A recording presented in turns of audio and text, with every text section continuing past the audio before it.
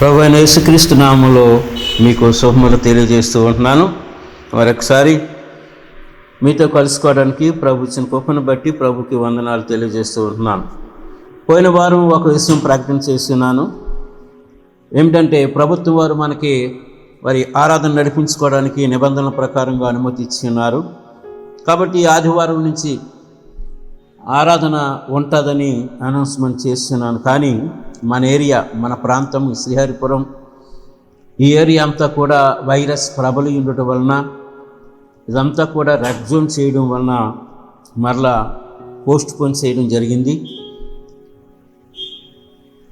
ఈ నెలాఖరు వరకు కూడా ఎటువంటి ఆరాధనలో ఉండమని మీకు తెలియజేస్తున్నాను.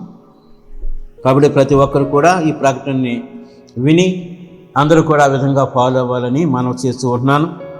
ప్రియమైన వారులారా, మరి ఈ కష్టకాలం, కరోనా కష్టకాలం, ఇవన్నీ కూడా ప్రభు రాకడకు సూచనలని నిర్లక్ష్యం వహించక అందరూ కూడా సిద్ధపడి ప్రభు రాకడ ఎప్పుడైనా సరే ఎగిరిపోవడానికి, ఆయనతో పాటు ఉండడానికి సిద్ధపడి ఉండాలని, సిద్ధపడినటువంటి బుద్ధిగల కన్యకుల వలె మనం ఉండాలని, మీరందరూ ఉండాలని నేను కోరుకుంటూ ఉంటున్నాను. మరొకసారి మీకు ప్రభు వాక్యాన్ని బట్టి హెచ్చరిస్తూ ఉన్నాను. ఈ సమయంలో మన వాక్య భాగానికి వద్దాం. మన వాక్యము ప్రకటన గ్రంథము 8వ అధ్యాయము ధ్యానించుకుందాం. కొంత భాగము అందులో 7వ ముద్ర యొక్క వివరణ గురించి వ్రాయబడి ఉంటుంది. ఆ విషయాన్ని మీకు తెలియజేస్తూ ఉంటున్నాను. ఈ సందర్భంగా మరి ఈ వాక్యాన్ని నేను చదువుతాను. అందరూ కూడా జాగ్రత్తగా ఆలకించాలని మనవి చేస్తూ ఉంటున్నాను. ఎందుకంటే వాక్యం చదవకుండా మామూలుగా నేను నోటితో చెప్పుకోవచ్చు, కానీ మరి అంతగా మీకు అర్థం కాదని నేను వాక్యాన్ని చూపిస్తూ ఉన్నాను. అందు నిమిత్తం కొంచెం లేట్ అవుతూ ఉంటుంది. మీరు కంగారు పడవద్దని తెలియజేస్తున్నాను. 8వ అధ్యాయాన్ని ధ్యానించుకుందాం. అంటే 7వ ముద్ర యొక్క వివరణను మనం ధ్యానించుకుందాం. ఆయన 7వ ముద్రను విప్పినప్పుడు పరలోకమందు ఇంచుమించు అరగంట సేపు నిశ్శబ్దముగా ఉండెను. అంతటా నేను దేవుని ఎదుట నిలుచు 7 దూతలను చూచితిని. వారికి 7 బూరలు ఇయ్యబడెను. మరియు సువర్ణ దూపార్తి చేత పట్టుకుని ఉన్న వేరొక దూత వచ్చి బలిపీఠము ఎదుట నిలువగా, సింహాసనము ఎదుట ఉన్న సువర్ణ బలిపీఠము పైన పరిశుద్ధులందరి ప్రార్థనలతో కలుపుటకై అతనికి బహు ధూపద్రవ్యములు ఇయ్యబడెను. అప్పుడు ఆ ధూపద్రవ్యముల పొగ పరిశుద్ధుల ప్రార్థనలతో కలిసి దూత చేతిలో నుండి పైకి లేచి దేవుని సన్నిధిని చేరెను. ఆ దూత ధూపార్తిని తీసుకుని బలిపీఠం పైన ఉన్న నిప్పులతో దానిని నింపి భూమి మీద పడవేయగా ఉరుములు, ధ్వనులు, మెరుపులు, భూకంపములను కలిగెను. చిన్న ప్రార్థన. ప్రభువా, ఈ వాక్యం మీద కనుక వాక్యంని విరిచి మాకు వడ్డించండి, మాకు తెలియచేయండి. రాకడ దినాలలో మేము ఎలా జీవించాలో వాక్యం ద్వారా బలపడి స్థిరపడి నీ రాకడలో ఎత్తబడే భాగ్యం దయచేయండి. ఇప్పుడే నీ రాకడైతే ఎత్తబడే భాగ్యం దయచేయండి. మా జీవితాంతం నీ రాకడ ఆలస్యమైతే నమ్మకస్తులుగా ఉండి భావంతులో మేము పాలు పొందు భాగ్యం దయచేయండి. యేసు శక్తిగల నామంలో ప్రార్థిస్తున్నాను తండ్రి, ఆమేన్. 7వ ముద్రను గురించినటువంటి వివరణ మనం ధ్యానించుకుంటున్నాం. 8వ అధ్యాయం 1వ వచనం చూడండి. ఆయన 7వ ముద్రను విప్పినప్పుడు పరలోకమందు ఇంచుమించు అరగంట సేపు నిశ్శబ్దముగా ఉండెను. 7వ ముద్రను విప్పినప్పుడు 6 ముద్రలు ముందు ధ్యానించుకున్నాం. ముందు వారాల్లో మనం ధ్యానించుకున్నాం 6 ముద్రలు.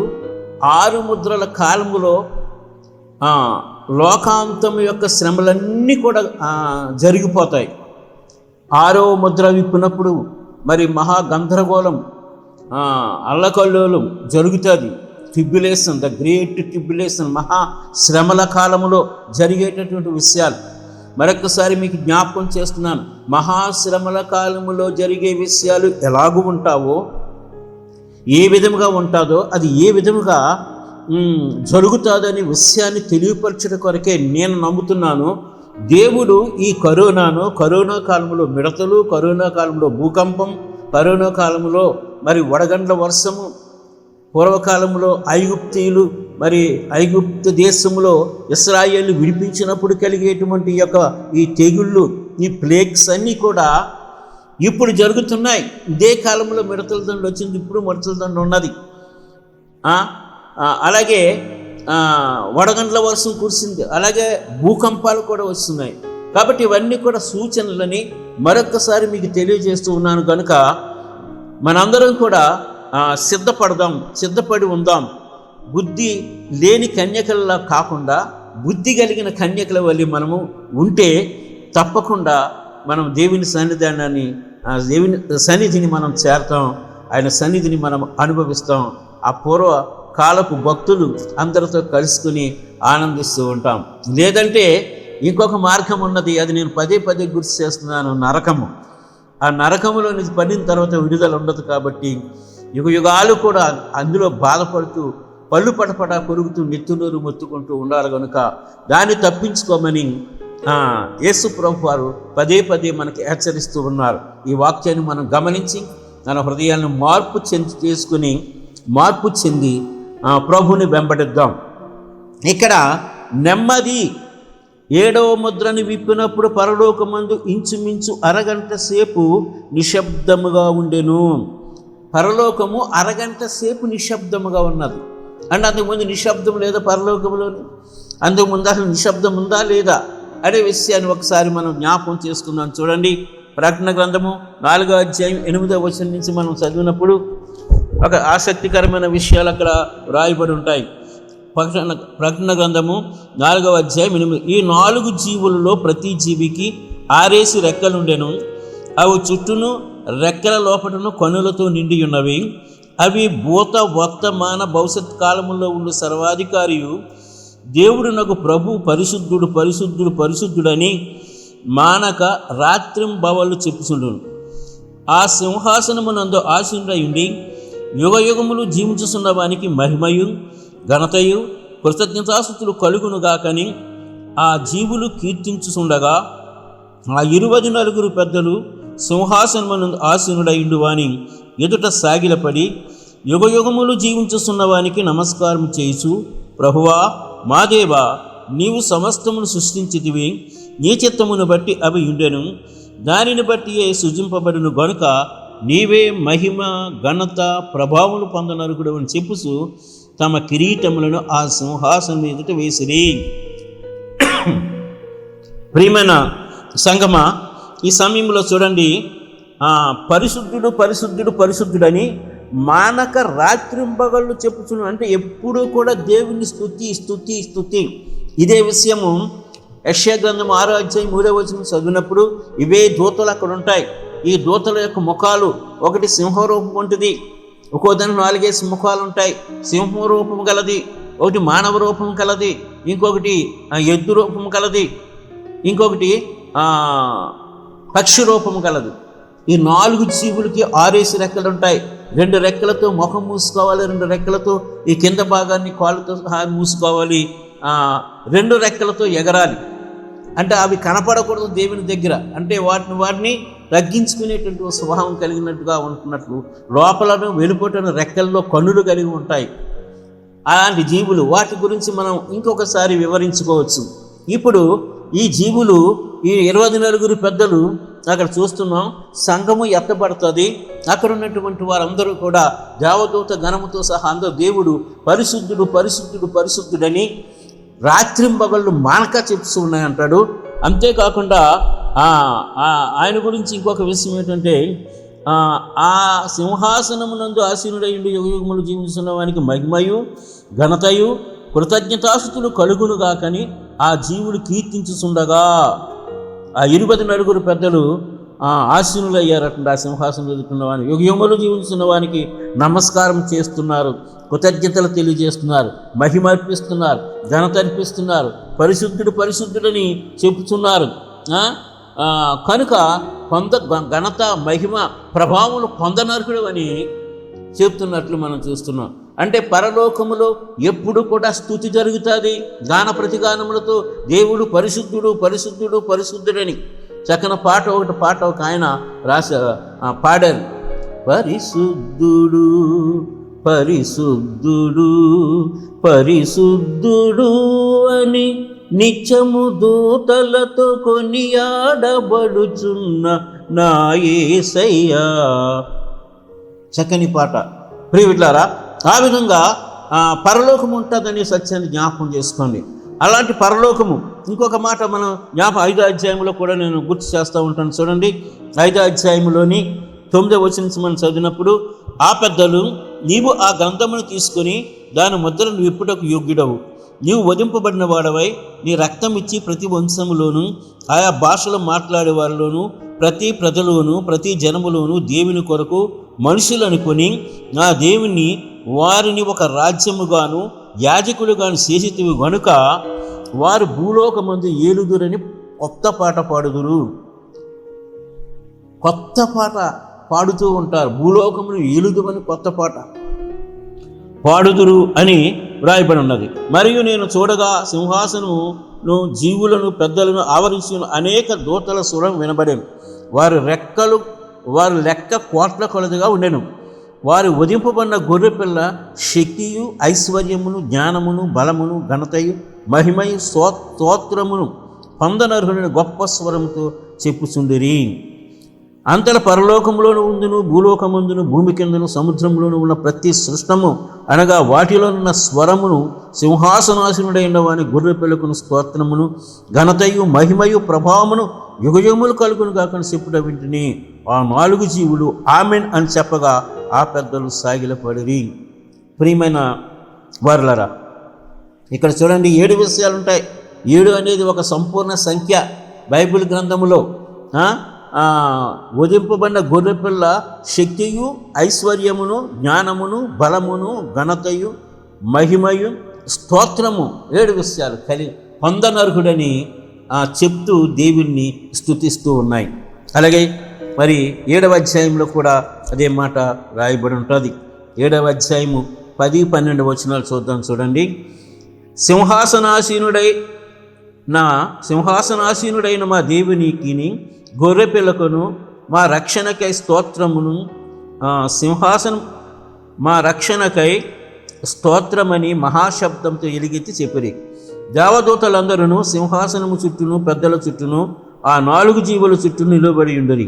వారు సింహాసనం మీదట సాష్టాంగపడి ఆమెన్, యుగయుగముల వరకు మా దేవునికి స్తోత్రమును మహిమయు జ్ఞానమును కృతజ్ఞతాస్తుతియు ఘనతయు శక్తియు బలమును కలుగునుగాకని చెప్పుచూ దేవునికి నమస్కారం చేసిరి.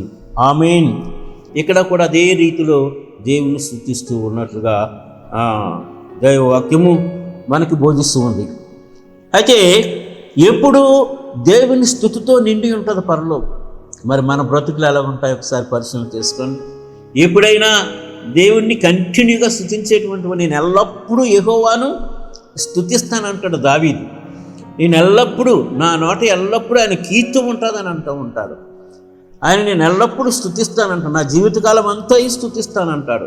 నా జీవితకాలం అంతయు పాడి అంటే ఎల్లప్పుడూ స్తుతి స్తుతి స్తుతి స్తుతి స్తుతి అనేటువంటి మాట హృదయంలో నుంచి పొంగి ఉప్పొంగి వస్తున్నటువంటి గొప్ప ఈ యొక్క స్తుతిని ఎప్పుడు కూడా దావీదు మర్చిపోలేదు. మరి మనం ఎన్నిసార్లు స్తుతిస్తున్నాం?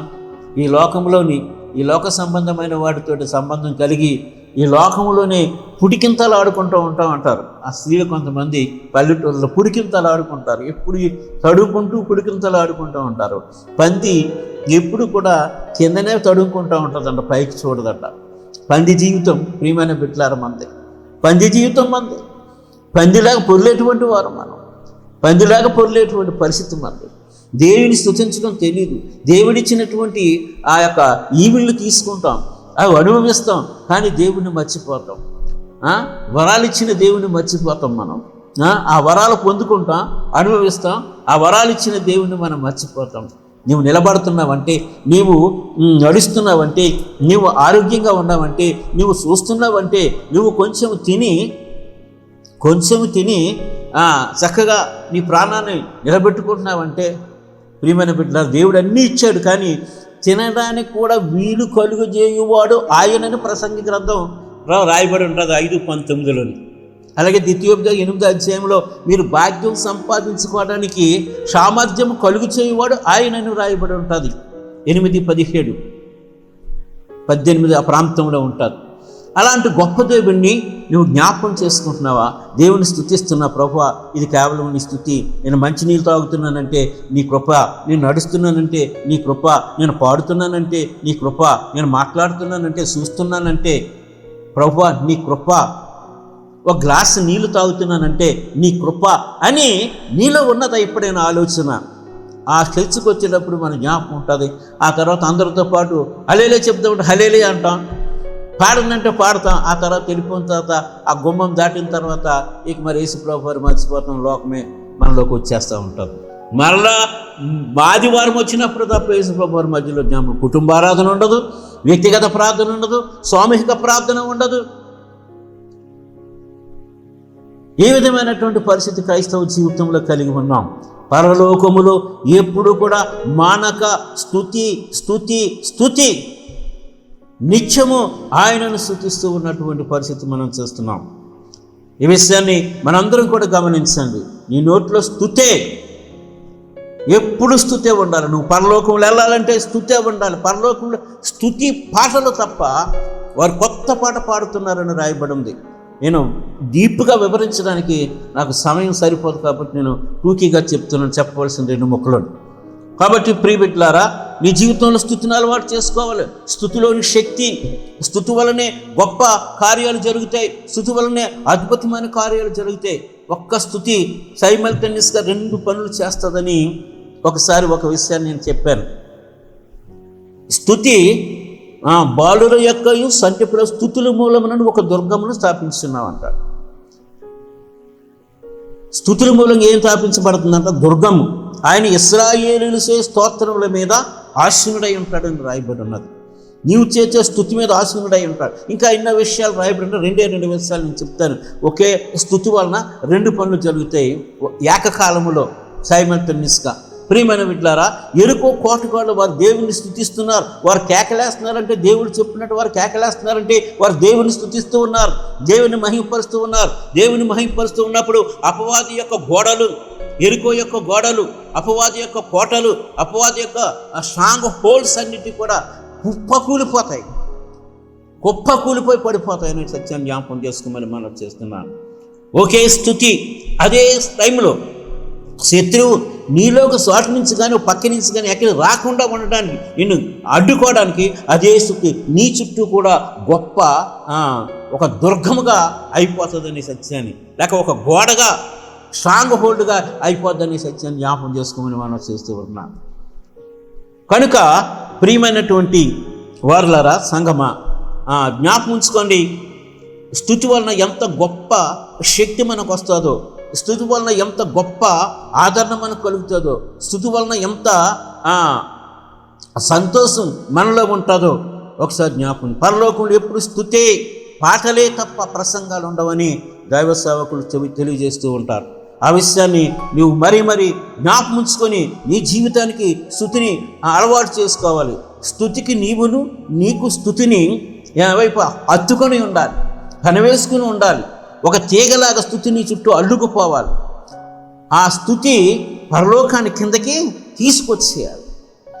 అంతగా నీవు స్తుతించాలి. దేవుడు నీ స్తుతుల మీద ఆశీనుడు అయిపోవాలి.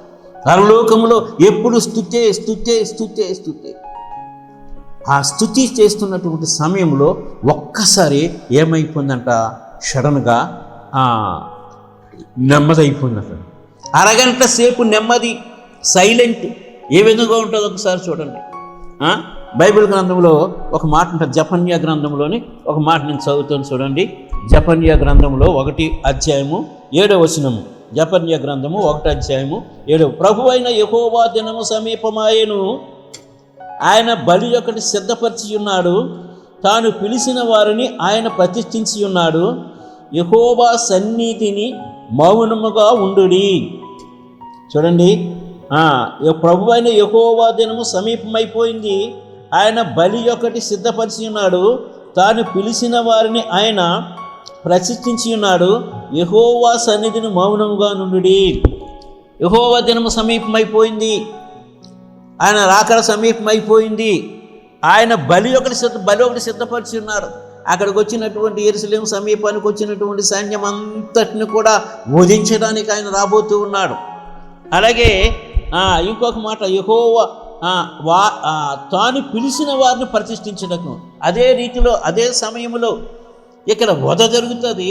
తాను పిలిచినటువంటి వారందరినీ కూడా మధ్యాకాశంలో ఆయన ప్రతిష్ఠించడానికి, ప్రియమైన బిడ్డలారా, వారి కిరీటాలు ఇవ్వడానికి, వారిని విమర్శ చేయడానికి జరుగుతుంది ఆ సమయంలోనే.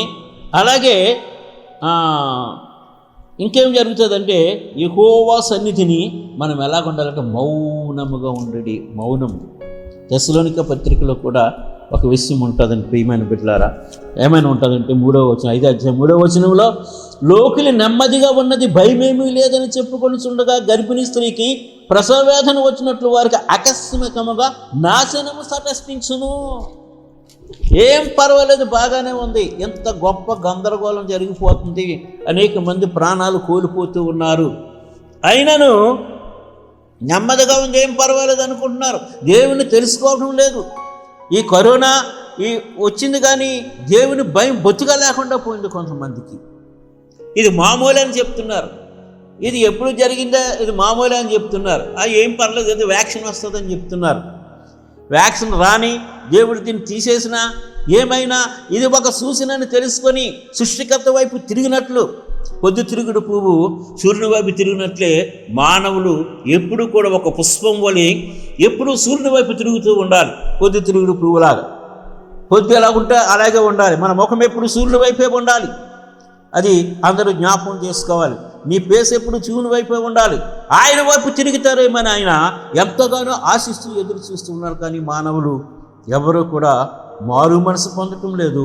వాళ్ళ ముఖాలు, వాళ్ళ డైరెక్షన్ మారడం లేదు. దేవుని వైపు వారి ముఖం తిప్పడం లేదు. నశించిపోతూ ఉన్నారు.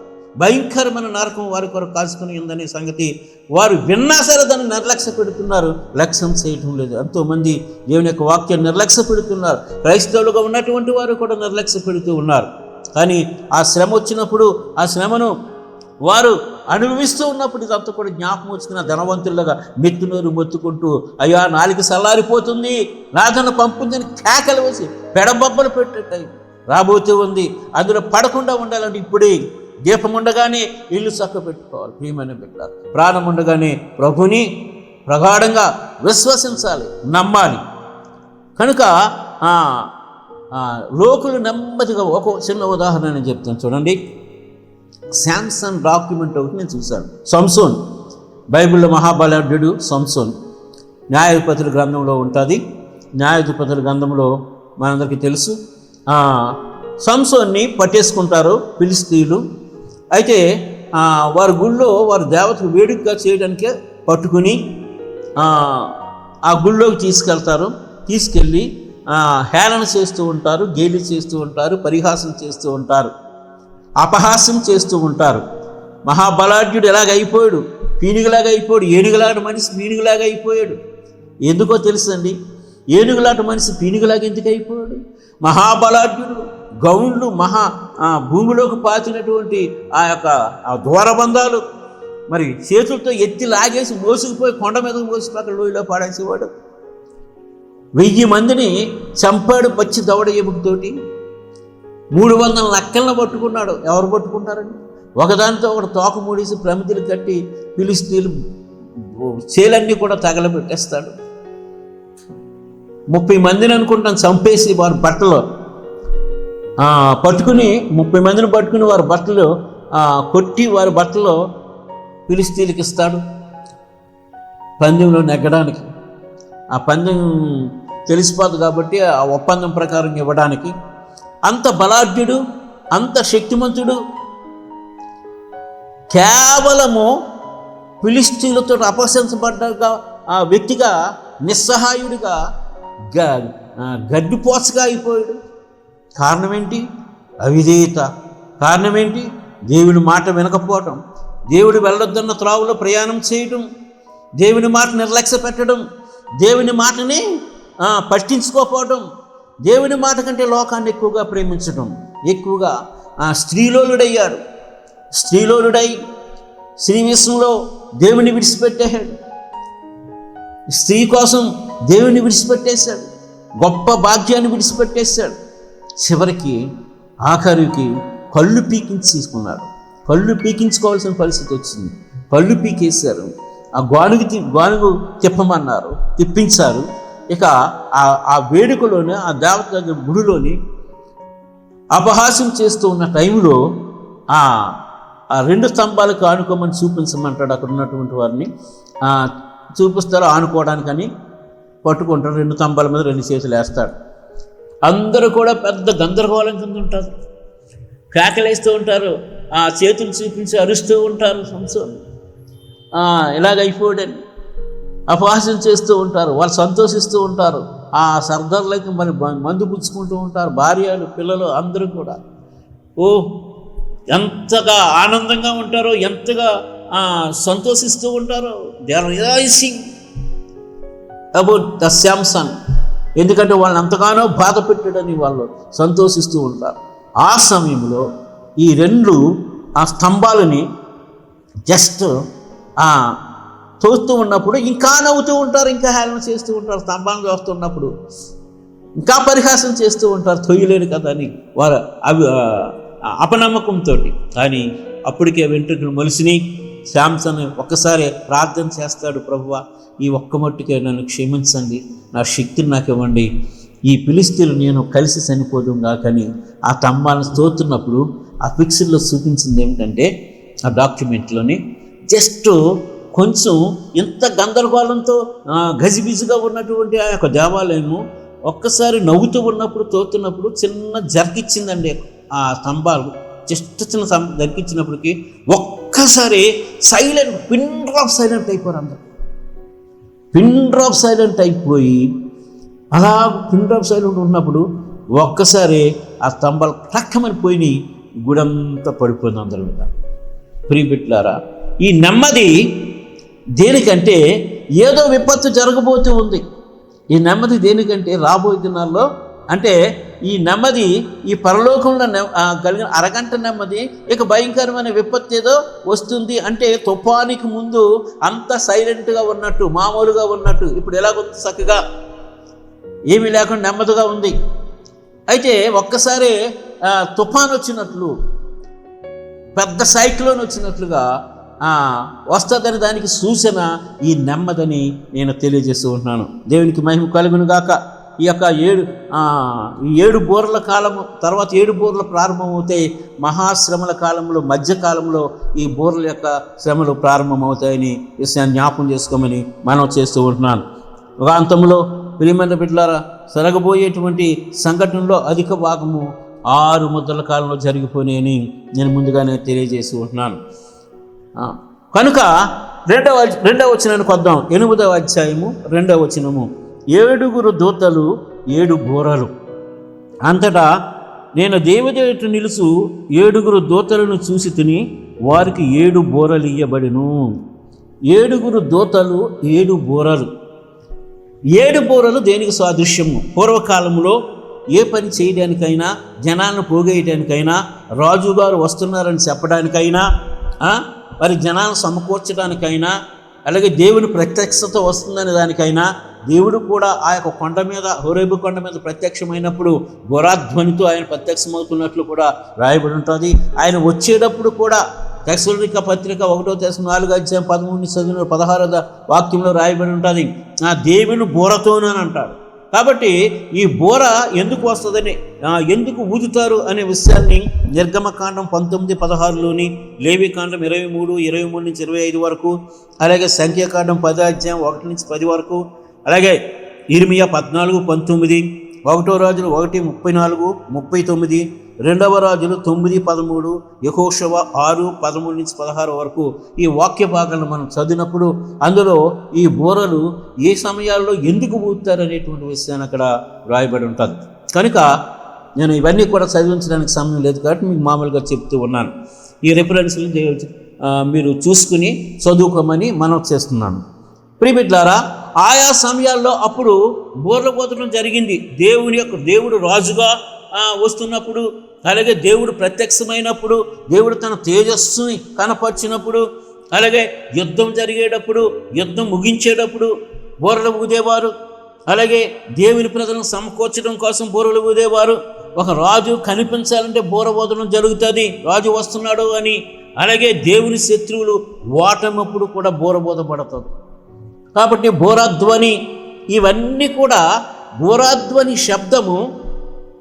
ఈ బూరాధ్వని శబ్దం ఏమిటంటే రాజు వస్తున్నాడు, ఆయన ప్రత్యక్షమవుతాడు, ఆయన తేజస్సును మనము చూస్తాము, యుద్ధము జరుగుతుంది, శత్రువు ఓడిపోతాడు, రాజు ప్రత్యక్షమవుతాడు, ఆయన ప్రజలందరూ కూడా ఆయన సమకూరుస్తాడు. దేవునికి మహిమ కలుగును గాక. అందులో దేవునికి స్తోత్రం చెప్తాం. హల్లెలూయా.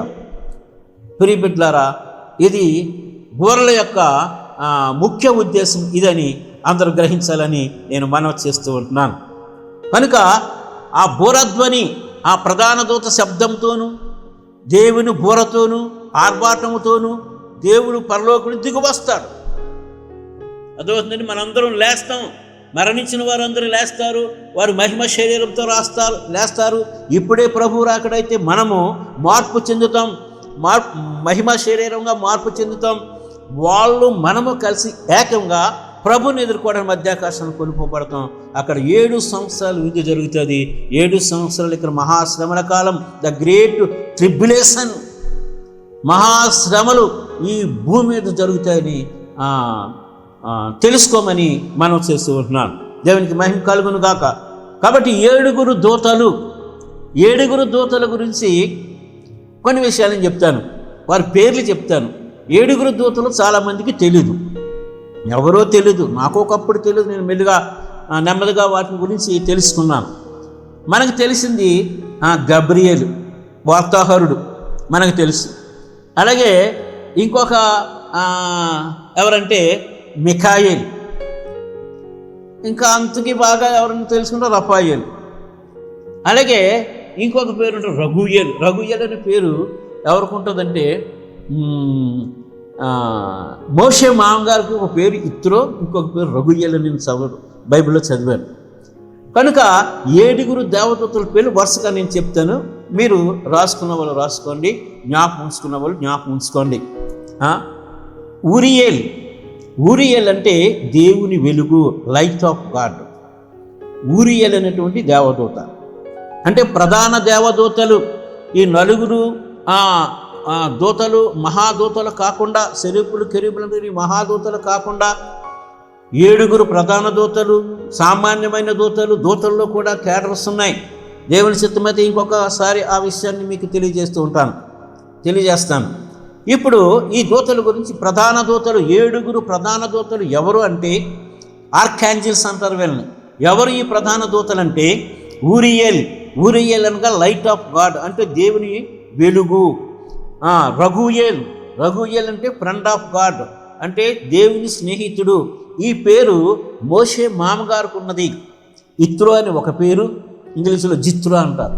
రఘుయేల్ అని ఒక పేరుని చదివాను, అంటే దేవుని యొక్క స్నేహితుడు. ప్రియ బిడ్డలారా, అక్కడ మోషే ఈ రఘుయేల్ ఎలా ఉండేవారంటే ఒక స్నేహితుల్లాగా ఉండేవారు. ఇద్దరు మామగారు రూతు నయము ఎలాగో నేను అనుకుంటాను, ఈ ఇత్రో అలాగే ఈ రఘుయేలు మోషే కూడా అలాంటి వారు అన్నమాట. మామగారు అల్లుడని చక్కగా ఉదాహరణకి, మామగారు అల్లుడికి ఉదాహరణకి వాళ్ళిద్దరిని తీసుకోవచ్చు. అలాగే అత్తాకోడల ఉదాహరణకి నయోమి రూతుల్ని మనం తీసుకోవచ్చు. ఓకేనా? దేవునికి స్తోత్రం కలుగును గాక. కనుక రఘుయేల్ అనే ఒక దేవదూత. రఫాయేల్ అంటే గాడ్ ఈజ్ ద హీలర్, అంటే దేవుడు స్వస్థపరుసును. రఫాయేల్, యెహోవా రఫా అని మనం పాట పాడుతూ ఉంటాం కదండి. యెహోవా రఫా అని పాట పాడుతూ ఉంటాం, అంటే దేవుడు స్వస్థపరచువాడు. అలాగే మిఖాయేల్, మనకు తెలిసి బైబిల్ గ్రంథంలో మిఖాయేల్ సర్వ సైన్యాధిపతి అని మిఖాయేల్ గురించి చెప్తాం. మిఖాయేల్ అంటే who is like God. Michael అంటే హూ ఈజ్ లైక్ గాడ్, అంటే దేవుని వంటి వాడు ఎవడు. ఆల్మైటీ, ఒక విధంగా చెప్పాలంటే మైటీ. గాడ్ ఈజ్, క్షమించండి, హూ ఈజ్ లైక్ గాడ్, దేవుని వంటి వాడు ఎవడు మిఖాయేల్ అని. ఇక 5వ దూత Gabriel. God is hero, God's hero, God's hero, దేవుని యొక్క హీరో అని. అలాగే గాడ్స్ మైటీ అంటే దేవుని యొక్క శక్తి గలవాడని, దేవుని యొక్క శక్తి అని, దేవుని యొక్క శక్తి, దేవుని యొక్క హీరో అని. ఈ గాబ్రియేల్నే వార్తాహరుడు అని అంటాం. ప్రతి చోటకి మరియమ్మకి ప్రత్యక్షమయ్యాడు, అలాగే యేసేపుకి ప్రత్యక్షమయ్యాడు, గొల్లలకు ప్రత్యక్షమయ్యాడు. ఇంకా వార్తలు పరలోకం నుంచి కిందకి దానియేలుకి వార్త తీసుకొచ్చినప్పుడు ఆ పారసిక దేశపతికి అడ్డుపడినప్పుడు మికాయేలు వచ్చి యుద్ధం చేసి మరలా దారి కల్పిస్తాడు.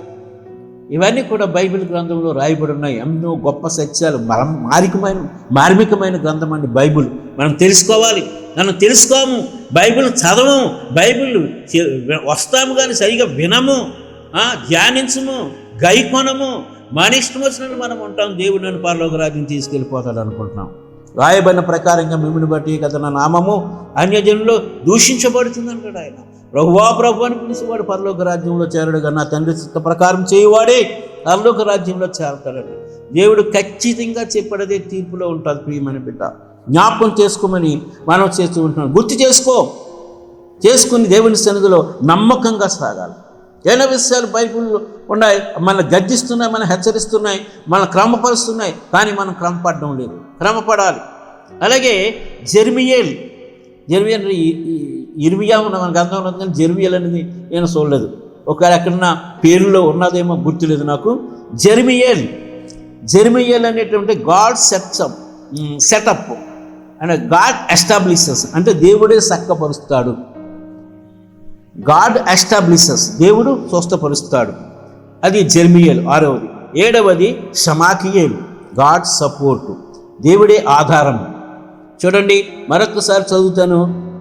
ఊరియేల్ అంటే దేవుని వెలుగు, రఘుయేల్ దేవుని స్నేహితుడు, రఫాయేల్ దేవుడి స్వస్థపరుస్తాడు, మికాయేల్ దేవుని వంటి వాడెవడు, Gabriel God's hero, God's mighty అంటే దేవుని శక్తి అని, జెర్మియేల్ దేవుడు చక్కపరుస్తాడు, షమాకియేల్ దేవుడి ఆధారం. 7 ప్రధాన దూతలు.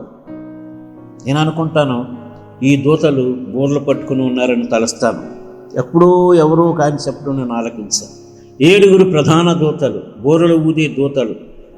చూడండి 7వ ముద్రలో బోరల యొక్క శ్రమల కొరకు, పాత్రల శ్రమల కొరకు రాయబడి ఉంటుంది. ఇప్పుడు ముద్రల శ్రమలైనవి, మధ్యలో జరిగేటువంటి పాత్రల శ్రమలు, బోరల శ్రమలు ఉంటాయి, తర్వాత పాత్రల శ్రమలు వస్తాయి. ఈ 7 సంవత్సరాల కాలంలో అంత భయంకరమైన శ్రమలు. ఇప్పుడు ఈ కరోనా కాలంలో మనకి భోజనం ఉంటుంది, కొంతమందికి లేకపోయినా కొంతమందికైనా ఒక పూట తినకపోయినా ఒక పూట భోజనం ఉంటుంది, మంచినీళ్ళు ఉన్నాయి, కాయగూరలు దొరుకుతున్నాయని ఉన్న ఆ టైంలో ఇవేమి దొరకవు. జనులు తమ నాలుకలు కలుసుకుంటారు.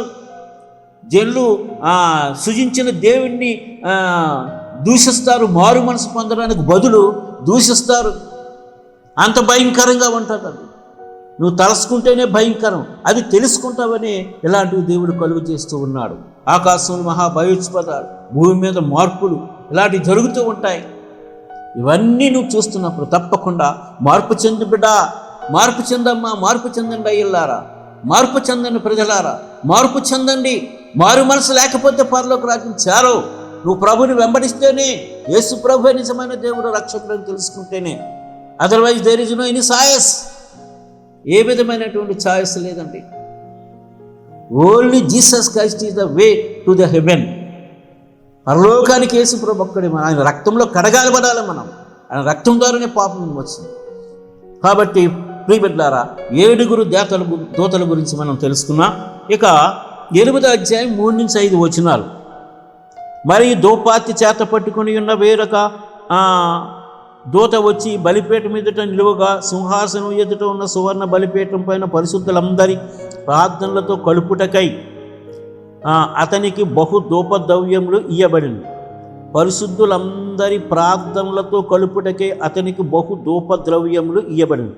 అప్పుడు ఆ ధూపద్రవ్యముల పొగ పరిశుద్ధుల ప్రార్థనలతో కలిసి దూత చేతిలో నుండి పైకి లేచి దేవుని సన్నిధిని చేరెను.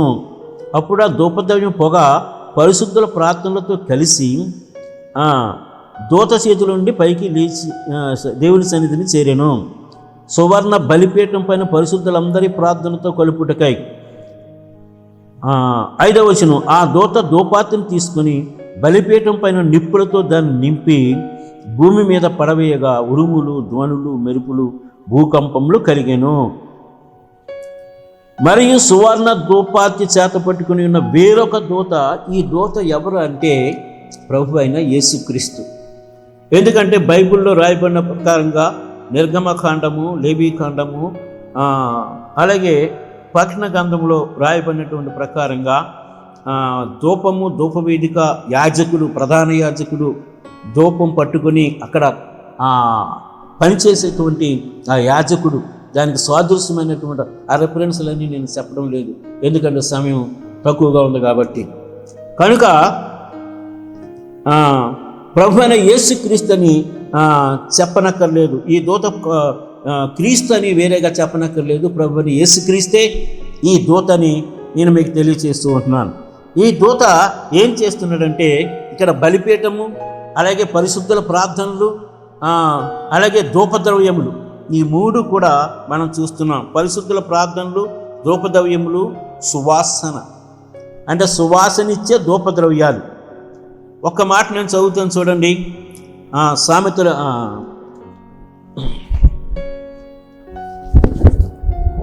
ప్రియులారా, పరమగీతంలోని 4వ అధ్యాయము 10వ వచనంలోనే అక్కడ రాయబడి ఉంటుంది, సహోదరి ప్రాణేశ్వరి, నీ ప్రేమ ఎంత మధురము, ద్రాక్షారసము కన్నా నీ ప్రేమ ఎంత సంతోషకరము, నీవు పూసుకొని పరిమళ తైలముల వాసన సకల గంధవర్గముల కన్నా సంతోషకరము. అలాగే నీ వస్త్రముల సువాసన లెబానోను సువాసన వలెనున్నది.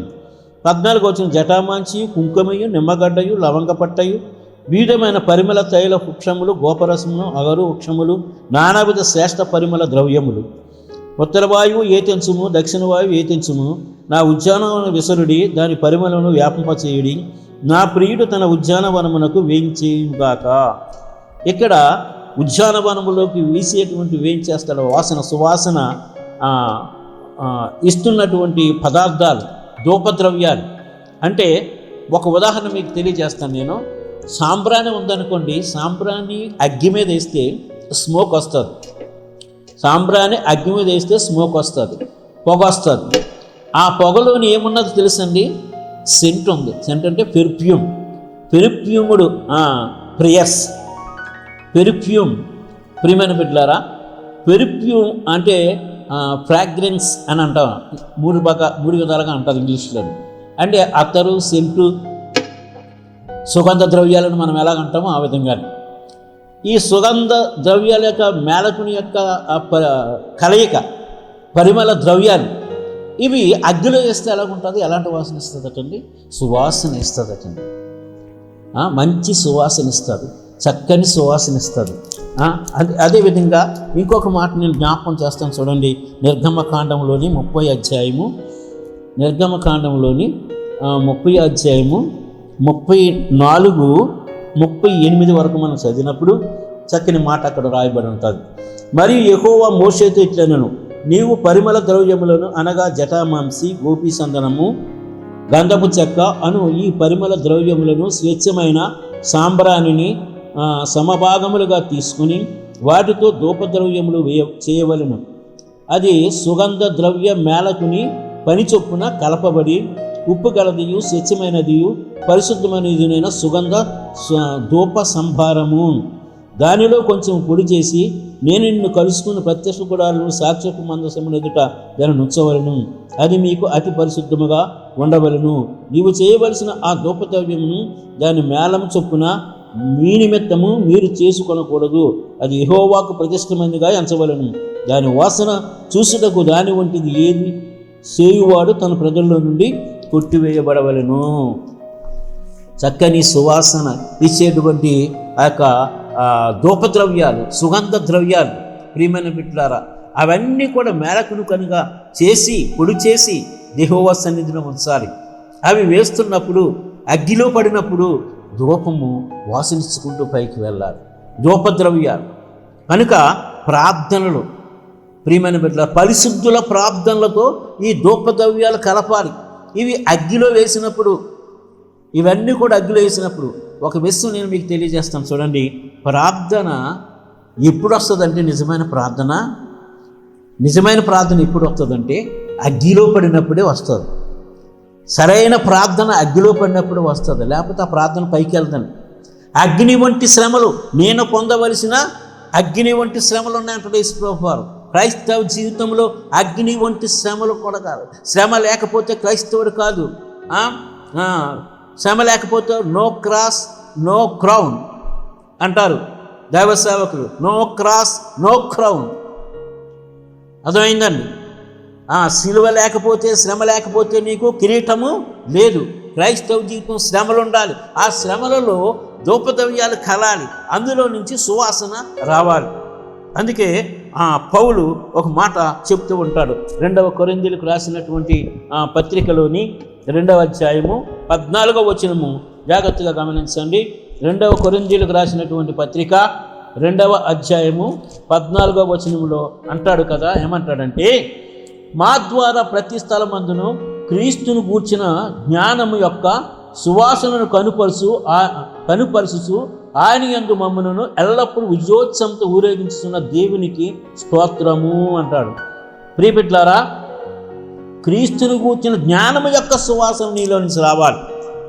క్రీస్తు యొక్క సువాసన నీవెక్కడుంటే అక్కడ నీ బ్రతుకులో నుంచి, నీలో నుంచి, నీవనే ఆ బలిపీఠం మీద నుంచి, ప్రియమైన బిడ్డలారా, క్రీస్తు అనే సువాసన వెదజల్లాలి. క్రీస్తు అనే వాసన చాలా చక్కనిది. అది ధూపద్రవ్యాలు కలిగినటువంటిది. అది ఆత్మ ఫలముతో నిండుకుని ఉన్నది. ప్రేమ, సంతోషము, సమాధానము, ఆశానిగ్రహము, సాత్వికము, మంచితనము, విశ్వాసము, అలా 9 గుణాలతో, సద్గుణాలతో నిండుకొని ఉన్నది క్రీస్తు యొక్క సువాసన.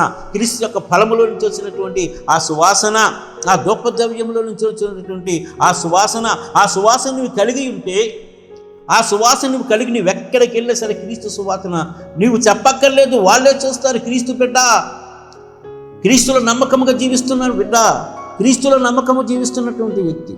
ఒకసారి మళ్ళా చెప్తున్నాను, జ్ఞాపకం చేసుకోండి. నేను అక్కడ మన చర్చి పాకలో ఉన్నప్పుడు నేను ఒక చోట సైకిల్ మీద విజిటింగ్కి వెళ్తున్నాను. ఆ కుళాయి దగ్గర ఒక పాస్టర్ గారు అన్నారు. ఏమండి బాబు అన్న, ఇలా రండి ఒకసారి మాట అన్న. పలానా ఆవిడ మీ చర్చికి వస్తారా అన్న. అవునండి, మా చర్చికి వస్తారు. అలాగండి, చాలా చక్కగా చెప్తున్నారండి మీ చర్చిలో. చాలా చక్కగా చెప్తున్నారండి మీ చర్చిలో, మంచిగా ఇలాంటివి చెప్తారండి. ఎలా చెప్తారు, నేను వస్తానండి అంటే, ఏం బాబు ఏం జరిగింది, మంచి ఆవిడండి ఆవిడ నేను అన్నా. అలాగండి, మంచిగా నేర్పుతున్నారండి అని ఈ కుళాయి దగ్గర తిట్టిన బూత్ తిట్టకుండా ఈ రోజు అంతా అలా తిరుగుతూనే ఉందండి. అబ్బా, మరి నేను నేర్చుకోవాలని మీ చర్చికి రావాలండి. నాకు మరి దెబ్బకి మొఖం అదురాగా అయిపోయింది. ఏమండంటే, ఏంటండి ఆయా నేర్పుతారు అని ఆఖరిలో మాట అన్నాడు. ఆయన ఎటకారంగా మాట అన్నాడు. ప్రియబిడ్డలారా, మన బ్రతుకలాగా ఉన్నప్పుడు మన ప్రార్థన పైకి వెళ్తుందా? మన బ్రతుకలాగా ఉన్నప్పుడు మన ప్రార్థనలో సువాసన ఉందా? మన బ్రతుకలాగా ఉన్నప్పుడు మన ప్రార్థన ఈ యొక్క ధూపద్రవ్యాల సువాసనిచ్చే ధూపద్రవ్యాల సమ్మేళనంతో పైకి వెళ్తుందా? దేవుని సన్నిధికి వెళ్తుందా? దేవుని సన్నిధికి చేరిందంట ప్రార్థన. ధూపద్రవ్యాలు కలిపిన పరిశుద్ధుల ప్రార్థనతో ధూపద్రవ్యాలు కలపబడ్డాయి, సువాసనిచ్చే ద్రవ్యాలు కలపబడ్డాయి. ఈ సువాసన అంటే గలతీ పత్రిక 5వ అధ్యాయం 22వ వచనంలో ఉన్నటువంటి ప్రేమ, ఆత్మఫలము, ప్రేమ, సంతోషము, సమాధానము, ఆశానిగ్రహము, మంచితనము, విశ్వాసము, సాత్వికము, ఇవన్నీ 9 మంచి గుణాలు, సద్గుణాలతో కలిగినటువంటి నీ జీవితం ఉన్నప్పుడు వీటికి వ్యతిరేకమైన నియమం ఏది కూడా భూమి మీద లేదండి. అలాంటిది నీ జీవితంలో ఉన్నదో లేదా ఒకసారి నువ్వు చూసుకో, అప్పుడే నీ సువాసన. ఇంకొక విషయాన్ని ఉదాహరణ నేను చెప్తాను, జాగ్రత్తగా గమనించండి. పెర్ఫ్యూమ్డ్ ప్రేయర్స్, గాడ్ వాంట్స్ పెర్ఫ్యూమ్డ్ ప్రేయర్స్ అంటే సువాసనిచ్చే ప్రార్థన. ఇద్దరు చర్చిలో కూర్చున్నారనుకున్నాను, ఒక ఆవిడ ప్రార్థన చేస్తుంది అనుకున్నాను. ప్రార్థన ప్రభువా, ఇది ప్రార్థన చేస్తుంది కానీ ఇది కుళ్ళిది ప్రభువా, ఈయన మనసు కుళ్ళిది నాయన, ఈయన మనసు మంచిది కాదు, ఇది శ్రద్ధత ప్రభువా అని నువ్వు అన్నావు అనుకోండి, ఈ ప్రార్థన పైకి వెళ్తుందా? ఆ ప్రార్థన దేవుడు అంటాడా? ఒకవేళ విన్నా దేవుడు నీకు ప్రతిఫలం ఇస్తాడా? అవడే కదా. నేను ఒక ఉదాహరణ చెప్తాను. ఈ యొక్క విశాఖపట్నం కాల్టస్ హెచ్పిసిఎల్ ఉంది. హెచ్పిసిఎల్లో అప్పుడప్పుడు స్మోక్ వదిలేస్తూ ఉంటాడు. ఆ స్మోకు ఇప్పుడు సాంబ్రాణి పొగ మనం వేసామనుకున్న అగ్గిలోని అది సువాసన ఇచ్చుకుంటూ పైకి వెళ్ళిపోద్ది. ఇల్లంతా సువాసన సువాసన సువాసన, ఇల్లంతా సువాసన. మరి ఆ అత్తల గుడ్డు పగులు పడితే ఆ ఇల్లంతా కూడా సువాసనే. ఆ సువాసన అలా పైకి వెళ్తుంది. ఆవిడ చేసిన ఆ పని, ఆ ప్రార్థన, ఆ మొక్కడు అలాగ పైకి వెళ్ళిపోతుంది పరలోకం ప్రభు దగ్గరికి. అదే ప్రార్థన. ప్రభుని ప్రేమించడమే ప్రార్థన. ప్రియమైన బిడ్డ అలాగ పైకి వెళ్ళిపోతుంది. ఈ ఎసిపిసియల్ పొగ, ఈ స్మోకు ఎక్కడికి వెళ్ళదండి, కిందనే ఉంటుంది. కింద వ్యాపిస్తుంది. అంతా వ్యాపించి అందరు ముక్కులు గొంతుకులు నోరు మంట మూలుకుంటూ ఉంటారు, కుళ్ళుకుంటారు. అబ్బా అబ్బా ఛ, ఏంటమ్మా ఈ వాసన, ఏమిటమ్మా ఈ వాసన, వదిలేసాడమ్మా అని కొంతమంది. ఆ చచ్చినోళ్ళు ఆ కాల్టెక్సోడు వదిలేసాడని కొంతమంది అంటారు, కొంతమంది నాన్న రకం మాట్లాడతారు. ప్రియమైన మన ప్రార్థన పైకి వెళ్లకుండా ఇక్కడ వ్యాపించి అనేకుల యొక్క మనసులను పాడు చేస్తుంది. అనేకుల ముక్కులు గొంతుకులు మంట కలిగిస్తుంది. అలాంటి ప్రార్థన మనం చేస్తాం. మన ప్రార్థన చేసినప్పుడు మనం దేవునికి నేర్పిస్తాం. ప్రార్థన ఎలా చేయాలో, ఏ పని చేయాలో దేవునికి చెబుతాం. మనం ఆయనకి మంత్రి అయ్యింది. ఆయనకి చెప్పగలవాడు ఎవడైనా ఉన్నాడా? నేర్పగలవాడు ఎవడైనా ఉన్నాడా? అనంత జ్ఞాని, సమస్త పెరిగినటువంటి వాడు. ఆయనకి మనం ప్రార్థనలో బోధ చేస్తాం. ఆయన మనకు ప్రార్థనలో ఎలా చేయి ప్రభు, అలా చేయి ప్రభు, అలా చేస్తే ఎలా వస్తుంది ప్రభు, ఎలా బాగుంటుంది ప్రభు అని అంటాం. ఆయనకి తెలీదా? ఆయన చిత్తానికి నువ్వు లోబడాలి. ప్రియమైన బిడ్డ, నువ్వు చేసే ప్రార్థన పైకి వెళ్ళాలి. నువ్వు చేసే ప్రార్థన ఇక్కడే ఉండిపోకూడదు. ఎసిపిసియల్ స్మోక్ లాగా నువ్వు చేసే ప్రార్థన సువాసనిచ్చుకుంటూ, సుగంధ గంధపు అనే నిమ్మగడ్డ, ఇంకా రకరకాల ఐటమ్స్ ఉన్నాయండి. ఆ యొక్క సమ్మేళనం అగ్గి మీద పడినప్పుడు ఎంత వాసన వస్తుందో. నీ జీవితం కాలాలి, మన జీవితం ఖాళీ చేయడం మన జీవితం ఫలితం ఉంటుంది. కాబట్టి ప్రియ బిడ్డలారా, అటువంటి గొప్ప జీవితం మనం కలిగి ఉందాం. ఇప్పుడు నేను 8వ అధ్యాయం 1 నుంచి 5 వచనాల వరకు నుంచి అవన్నీ కూడా ఆ ధూపార్తిని తీసుకొని బలిపీఠము పైన నిప్పుడుతో దాన్ని నింపి భూమి మీద పడవేయగా ఉరుములు, ధ్వనులు, మెరుపులు, భూకంపములు కలిగిన రోజు ప్రార్థనల పైకి వెళ్ళి అక్కడి నుంచి ఏమో భూమి మీదకి శ్రమలు రావడం ప్రారంభమైనవి. దేవునికి మహిమ కలుగును గాక. కనుక నీ జీవితంలో దేవుని స్తుతించడం నేర్చుకోవాలి. ప్రియమైన బిడ్డలారా, నీ జీవితంలో దేవదూతలు ఏ విధంగా దేవుని యొక్క ఆజ్ఞ మేరకుండా ఆ 7 ప్రధాన దూతలను మనం నేర్చుకుని ఉన్నాం. ఆ 7 ప్రధాన దూతలు వారు చేసిన పని, మనము కూడా దేవుని పనిలో నిమగ్నమై ఉండాలి. మనము కూడా ఒక దూతలాగా దేవుని సన్నిధిలో పని చేయాలి. ఇక మన ప్రార్థన దేవుడు విని అంగీకరించి, నీ ప్రార్థన హిజ్కియా నీ ప్రార్థన నేను విన్నాను, దావీదు ప్రార్థన దేవుడు విన్నాడు, విధవరాలి ప్రార్థన ఎస్తేరు మనవి దేవుడు ఆలకించాడు, యెహోషువ మనవి దేవుడు ఆలకించాడు, అనేక మంది ప్రార్థన దేవుడు ఆలకించాడు. నీ ప్రార్థన కూడా దేవుడు ఆలకించి నీకు ప్రతిఫలం ఇచ్చేలాగా నీ ప్రార్థన ఉండాలి. ప్రభువైన యేసుక్రీస్తు చేతిలోని నీ ప్రార్థన ఉండాలి. ఆ ధూపద్రవ్యంతో కలిపి సువాసనలాగా వెళ్ళాలి. అంటే క్రీస్తు సువాసన వెదజల్లాలి. క్రీస్తు వాసన నీలో ఉండాలి. క్రీస్తు వాసన ఇతరులకు. మనం వస్తుంటే కొంతమంది సారా కొంప వస్తుంది, కొంతమంది సుట్ట కొంప వస్తుంది, కొంతమంది బీడీ కొంప వస్తుంది, కొంతమంది చెమట కొంప వస్తుంది. కానీ మనం వెళ్తూ ఉన్నప్పుడు క్రైస్తవుడిగా ఏ కొంప రావాలంటే క్రీస్తు కొంపు, క్రీస్తు వాసన, క్రీస్తు సువాసన కలిగి ఉండి లోకాన్ని క్రీస్తు సువాసనతో నింపుదాం. మనందరి జీవితాలని కూడా క్రీస్తుతో నింపుకుందాం. మన ప్రార్థనలో మరి పైకి వెళ్ళే ప్రార్థనలుగా మనం చేద్దాం. మనం మార్చుకుందాం, మనం బలపరుచుకుందాం. ప్రభు వాక్యాన్ని బట్టి దేవునిలో స్థిరపడదాం. ప్రభు మనందరినీ దీవించి ఆశీర్వదించి ఈ వాక్యముతో నింపి నడిపించును గాక. ఆమీన్. ప్రార్థన చేసుకుందాం. పరమ తండ్రి యేసు నీకు వందనాలు జీవాధిపతి. ఈ వాక్యము ప్రకటించబడి ఉన్నది ప్రభువా, చెప్పబడి ఉన్నది. ప్రతి ఒక్కరూ కూడా ఈ వాక్యాన్ని విని ఆలకించి ప్రభువా ఆత్మీయ మేలు పొందుకొని జీవితంలో వారు మార్పు చెంది ప్రతి ఒక్కరూ కూడా ఆత్మలో బలపడి పరలోకానికి వారసులగినట్లు సహాయం చేయమని ఈ కరోనా కష్టకాలంలో ప్రభువా ఆయన తండ్రి ప్రజలందరినీ ఆదుకోండి. ఈ చిత్తమైతే త్వరలో ఈ భూగోళం నుంచి ఈ యొక్క కరోనాని వైరస్ని నశింపచేయమని ఎత్తివేయమని ప్రార్థిస్తూ మామూలు మీ చేతులకు అప్పగించుకుంటూ నజరేయుడైన యేసు శక్తిగల నామములో ప్రార్థిస్తున్నాను తండ్రి, ఆమేన్. ప్రభు అయిన యేసు క్రీస్తు కృప మనందరికీ తోడయ్యండి ఎల్లప్పుడూ మంచిగా దీవెనకరంగా ఉంచి నడిపించును గాక. ఆమేన్, ఆమేన్.